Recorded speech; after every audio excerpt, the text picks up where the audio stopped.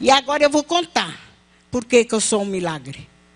Aos 9 anos, eu era uma criança feliz. Feliz. Embora fosse filha de mãe solteira, eu era uma criança feliz. Né? Mas ela era uma mulher muito nova, muito jovem quando teve a filha. E automaticamente ela se apaixonou. E essa criança também queria ter um pai. Só que ela casou rápido. E ele também era muito legal, eu gostava muito dele. Só que passou acho que 1 ano. E ele começou a beber desenfreadamente, sem motivo nenhum. E as coisas mudaram assim, como virar um copo d'água no chão. Ele, daquele homem bom, que iria ser um pai perfeito, virou um monstro, né? Porque ele agredia muito a minha mãe. Não batia, mas as agressões faladas era muito doído. E aquilo machucou, começou a machucar o coração da menina de 9 anos. E ela começou a ficar revoltada, começou a ficar triste. Um dia ele chegou muito bêbado, bateu nela. Nesse dia ele bateu, ela reagiu no lugar da mãe e derrubou ele. E ele estava muito alcoolizado e ele caiu. E é verdade, eu ia agredi-lo mesmo. Só que a minha mãe se meteu. E eu não entendi por que ela se meteu. Fiquei muito brava. Achei que ela gostava dele e não gostava mais de mim. Por causa disso, eu fui embora. Fui para as ruas de São Paulo. Fui para o centro de São Paulo, sem conhecê-lo.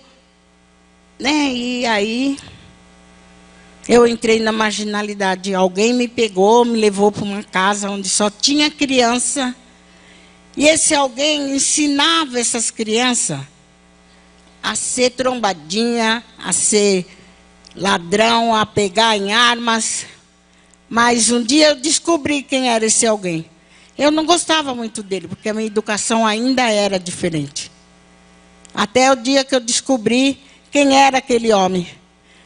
Porque numa das voltas que nós chegamos desses lugares que a gente ia, ele estava discutindo com alguém. E nessa discussão eu achei ter ouvido a voz da minha mãe. E fui ver. E era minha mãe. E ele estava discutindo com a minha mãe. E eu sempre fui em defesa da minha mãe. Fui ali também, mesmo sabendo que ele era muito violento e que ele poderia até fazer alguma coisa para mim. Só que, para minha surpresa, aquele homem era o meu pai. O meu pai biológico. Ali caiu o meu mundinho.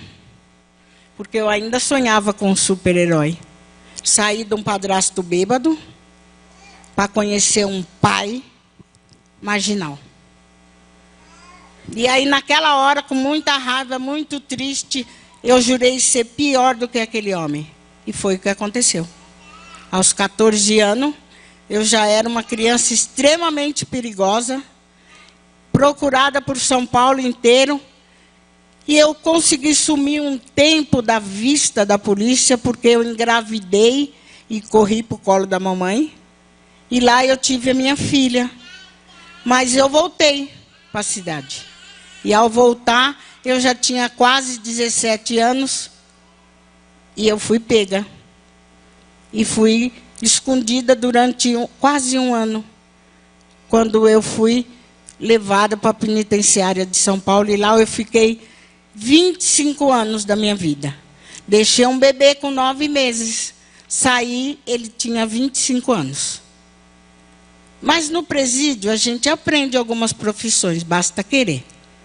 Eu quis fazer uma e eu acabei virando costureira. Sou costureira hoje, profissional. Mas eu queria um emprego, eu queria reencontrar essa criança, porque eu já sabia que a minha mãe tinha morrido. E na época que a minha filha nasceu, a minha mãe estava de nenezinho novo, tinha um irmãozinho de 1 ano. E eu queria encontrar essas coisas que eu deixei. Eram minhas coisas. Era o que eu tinha de herança, era o que eu tinha de esperança. Eram essas crianças. E eu fui tentar trabalhar. Em São Paulo tem muita confecção. Eu até fiz teste em alguns lugares. Eu consegui passar nos testes. Mas eu não conseguia entrar devido ao meu antecedente.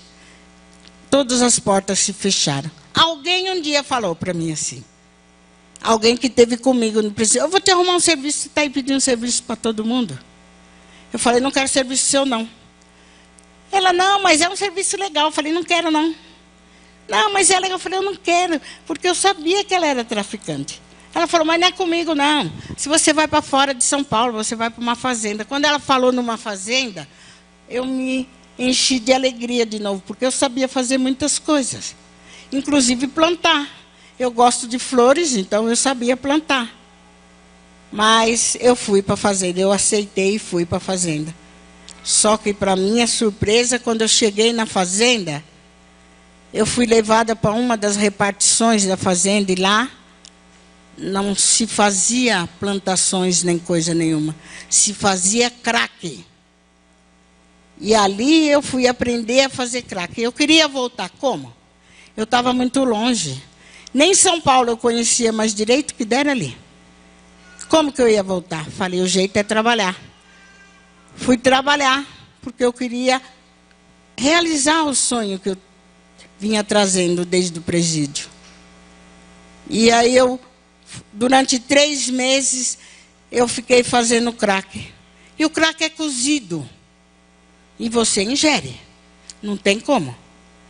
E eu continuei ali fazendo. Quando passou esses 3 meses, eles precisavam mandar essa droga para São Paulo. Ninguém queria trazer. É muito arriscado.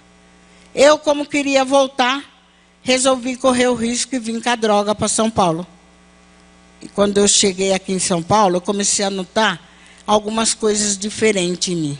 Dor de cabeça, dor no corpo, ficava irritada com nada. Reclamei para uma das pessoas. E eles falaram: você está viciada. Falei: imagina, eu nunca nem liguei para droga. Droga nenhuma consegue fazer nada comigo.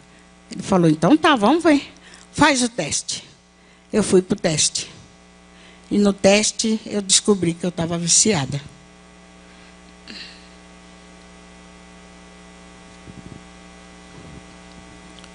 E eu fiquei muito triste. Porque, descobrindo que estava viciado, eu tinha acabado de perder toda a chance de reencontrar aqueles 2 jovens. 27, 28 anos.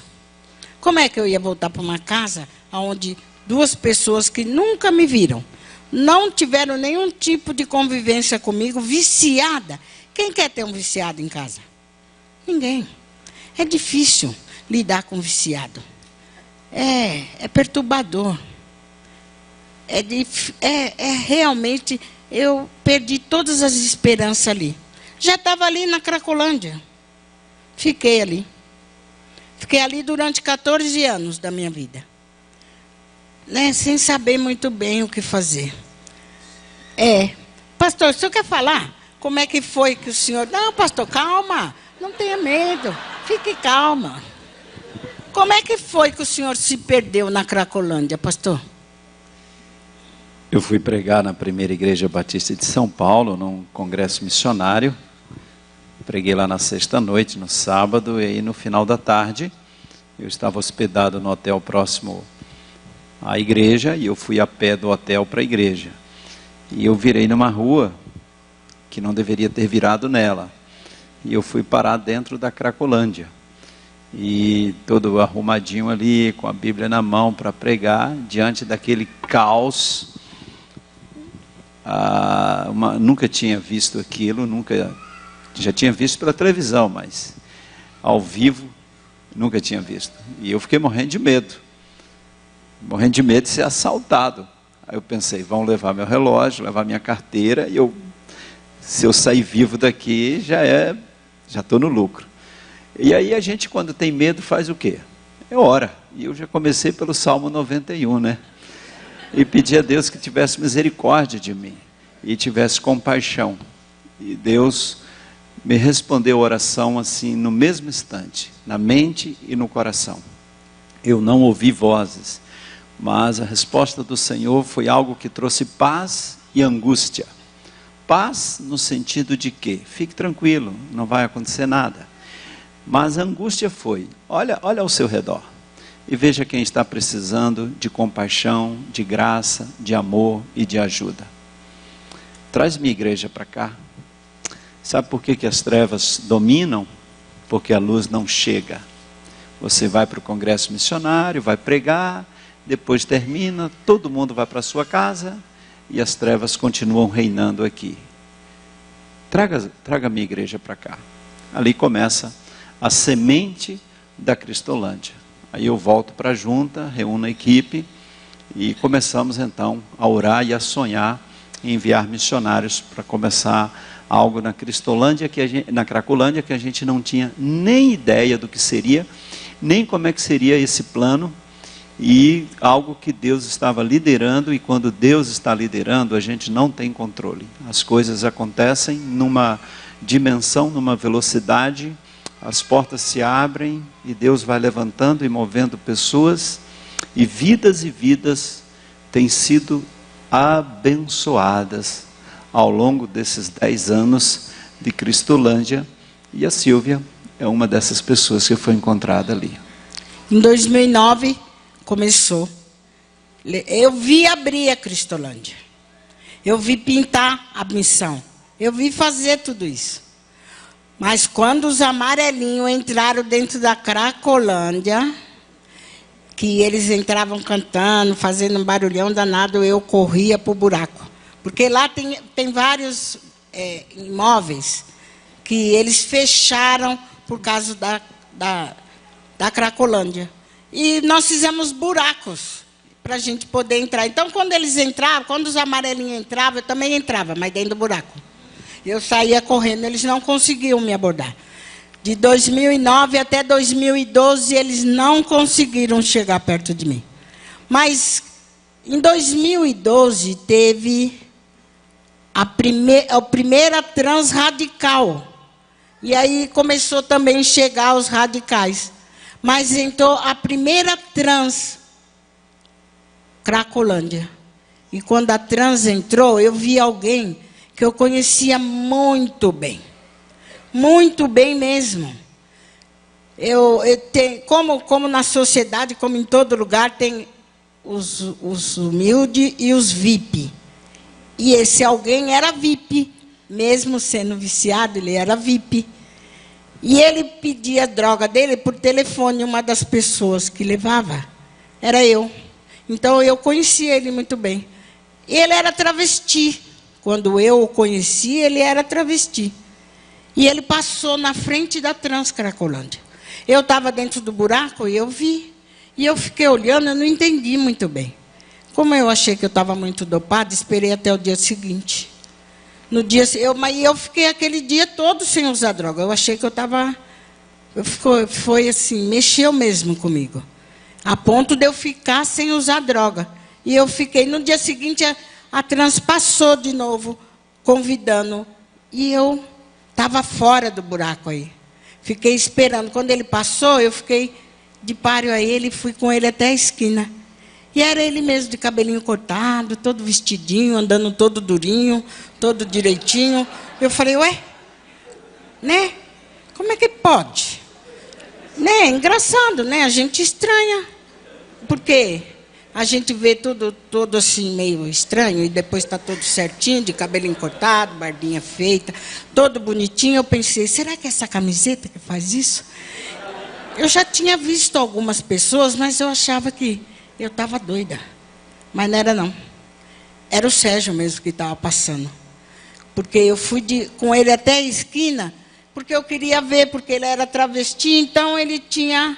Eu acho que vocês até conhecem, porque foi aqui que ele fez as operações dele, para tirar os hormônios, né? Mas os silicones. E ele estava de camiseta, e a camiseta, por mais larga que seja, ela conta. E ela mostrou. Eu falei, então é ele mesmo. É essa camiseta que faz esses negócios. Mas passou, aí chegou a transradical. Os radicais, eles foram para lá, uma menina de Jaú, 18 aninhos. Né? Eu fico pensando Como é que a mãe dela ficou? Porque a Cracolândia estava começando aquele negócio, todo mundo se assustou com aquilo. E se assusta até hoje. Aí uma menina de 18 anos foi para o Rio, fez todo o treinamento, voltou para entrar dentro da Cracolândia de São Paulo. E no dia que eles entraram para visitar, eu devia estar dormindo. Porque ela me viu, mas eu não a vi. Mas ela se emocionou, ou sei lá se... Não sei o que foi. A me amou ali, me amou ali deitada no chão, porque eu estava dormindo, eu não a vi. Mas ela me viu. E ela foi e falou para a líder dela se podia orar por mim. Mas ela não se contentou só com isso. Ela falou também para o pastor da igreja, para a primeira igreja de São Paulo, para orar por mim. Por uma senhora que estava deitada no chão. E ele pediu o nome dessa senhora. E ela foi procurar, mas ninguém sabia o nome. Todo mundo conhecia ela pela bruxa da Cracolândia. E o pastor, então, vamos orar pela bruxa da Cracolândia. E os batistas é igual assim essas grandes torcidas. Do Flamengo, do Corinthians, essas torcidas grandes. Falou para um, falou para todos. E os batistas começaram a orar pela bruxa da Cracolândia. E as coisas começaram a acontecer. As coisas foram acontecendo. Eles começaram a orar para mim. E ela também começou a orar para mim. E a droga parou de fazer efeito. Eu já comecei a perceber que tinha alguma coisa errada comigo. Mas eles entravam na Cracolândia e eu, saía correndo para o buraco. Mas um dia eles entraram.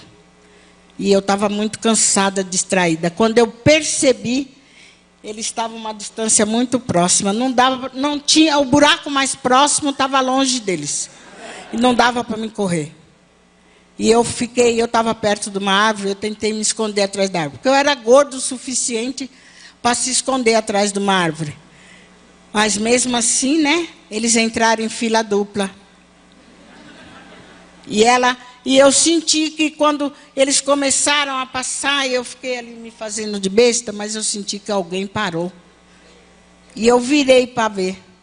Quando eu virei, eu ganhei um abraço na rapidez, porque se pensa, eu corro. Mas no que eu virei também, eu já fui pega na virada. E ela abraçou e falou que Jesus me amava. E eu fiquei pensando. Né? Na hora eu olhei para ela assim, porque na Cracolândia você é invisível. Né? As pessoas só te enxergam para brigar com você. Para falar. Quando eles estão mal-humorados, quando eles estão com raiva, a culpa é do usuário. Mas para falar alguma coisa, ainda mais dar um abraço, né? O susto foi tão grande que eu falei, a gente é que fuma, esses amarelinhos aí é que fica doido. Por quê? Eles abraçam. Abraça e diz que Jesus ama. E foi assim que ela começou a interagir comigo. Ela não desistiu de mim. Era uma jovem, 18 anos. Tem um monte de jovens aqui, né? Não desistam nem de vocês e nem de todos os projetos missionários que tem.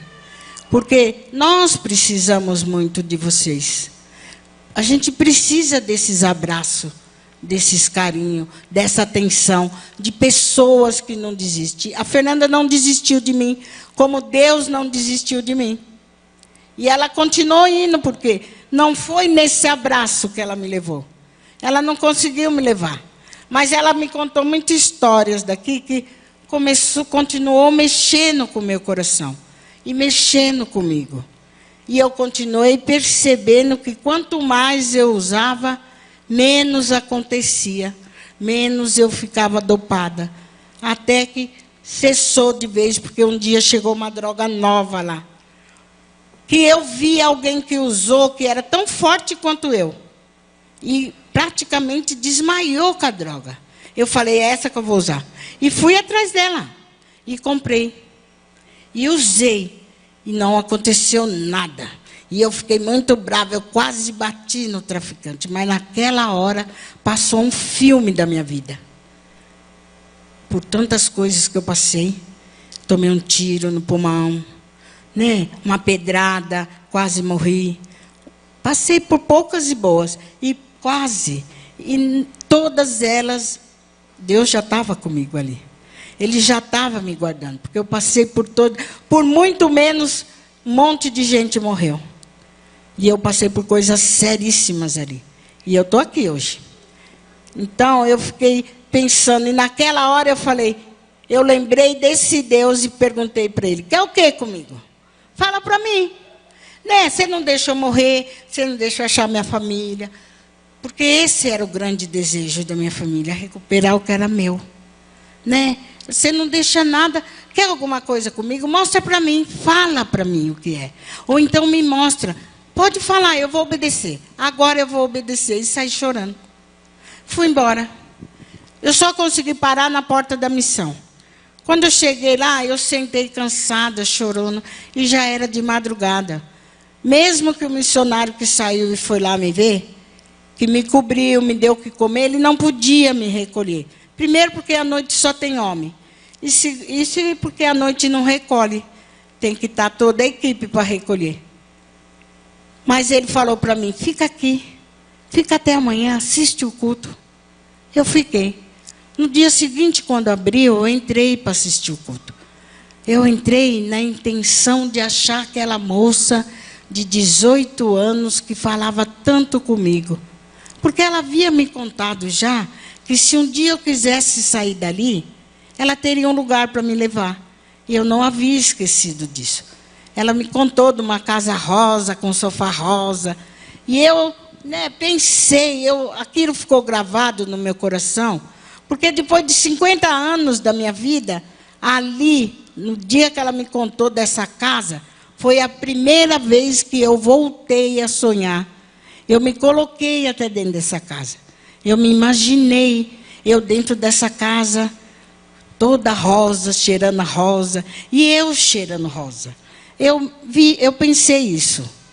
Né? Então, quando eu entrei para o culto, eu pensei nisso. E quando eu estou entrando, eu li. Conhecereis a verdade e a verdade vos libertará. Eu não dei bola para isso, não. Eu não dei nem confiança. Eu entrei e sentei lá na primeira fila e fiquei. E o culto começou, e as coisas continuam. E eu estou olhando para os lados, e o culto está no meio, e o culto está acabando. Aí eu questionei o slogan. Que verdade é essa que eles querem que eu conheça? Crente é tudo igual. Crente é tudo igual. Eles falam, leva, porque quando a gente vai 10, eles ganham 20, porque é assim mesmo que quando a gente está lá, a gente pensa. Que é tudo igual a todo mundo. Nós colocamos todo mundo numa panela só. Mas o culto acabou, e eu saí triste. Já estava indo embora. Ia pisar na calçada quando eu ganhei um outro abraço. E aí que eu virei, era a Fernanda, e eu falei para ela, você vai me levar para a Casa Rosa? E ela me levou. E lá eu fiz a primeira fase, a segunda fase. No meio da segunda fase, nasceu a vontade de estudar. E eu comecei a estudar, tive que refazer todo o ensino fundamental. E aí, já terminando o fundamental, nasceu a vontade de fazer pelas pessoas da Cracolândia ou de qualquer outro lugar o que estavam fazendo por mim. Porque eu tinha reencontrado algumas coisas. Entre elas, o meu irmão. O começo da minha família. Né? Porque por ele se chegava ao resto. E ele foi no dia do meu aniversário. Eu ganhei de presente de aniversário um bolo, um irmão e 2 netos. Né? Aos 57 anos eu conheci os meus netos e reencontrei o meu irmão. E aí eu fiquei pedindo para Deus que me ajudasse, que eu queria. As missionárias, quando a gente está, elas também são normais, igual a vocês. E a gente começa a descobrir essas coisas, porque a gente acha que só é a gente que sofre. Mas a gente começou a entender algumas coisas, e uma delas, da segunda fase contou os problemas sérios também que ela teve, assim, com ela mesma. Ela não teve problema de droga, nem de álcool, nada disso. Mas teve problemas, como todo mundo. E isso enche o nosso coração. A gente começa a ver que a gente faz também parte do mundo. E que é natural. E aí me deu vontade de fazer alguma coisa por alguém. E eu falei que eu queria ser missionária. Ela falou, mas dona Silvia, a senhora tem 58 anos. É faculdade que tem que ser feita. Eu falei, mas não faz mal, eu vou tentar. Eu consegui fazer o ensino médio, né? Eu consegui fazer o fundamental todo, já estou aqui. Quem sabe eu consigo fazer o ensino médio? E fui mandada para o ensino médio, e eu fiz o ensino médio. Aí eu falei, eu queria ir lá para o colégio que você estudou. Dona Silvia, é faculdade. Eu falei, mas o que tem? De repente eu consigo. E eu estou lá. Estou lá no CIEM hoje.